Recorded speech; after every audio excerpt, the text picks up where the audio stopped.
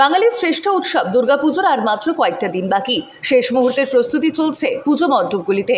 উত্তর চব্বিশ পরগনার সীমান্ত শহর বসিরহাটেও একাধিক দুর্গাপুজো হচ্ছে। উৎসবের দিনগুলিতে আঁটোসাঁটো নিরাপত্তার জন্য সতর্ক পুলিশ প্রশাসন, যাতে কোনো অপ্রীতিকর ঘটনা না ঘটে সেজন্য কড়া নজরদারিও রাখা হবে বলে খবর। প্রশাসনের পক্ষ থেকে জানানো হয়েছে, পুজো চলাকালীন বসিরহাট মহকুমার প্রতিটি এলাকায় নজরদারি থাকবে। ইতিমধ্যেই গোটা মহকুমা জুড়ে বসেছে সিসিটিভি ক্যামেরা। নিরাপত্তার কোনো ঝুঁকি নিতে নারাজ পুলিশ প্রশাসন।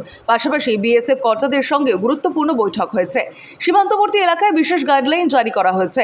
ভিড় সামলানো, যানজট নিয়ন্ত্রণ ও নির্বিঘ্নে প্রতিমা বিসর্জনের জন্য আগাম পদক্ষেপ করা হবে। উত্তর চব্বিশ পরগনার সীমান্ত শহরে কোনো অপ্রীতিকর ঘটনা না ঘটে তা নিশ্চিত করতে সদা সতর্ক পুলিশ প্রশাসন।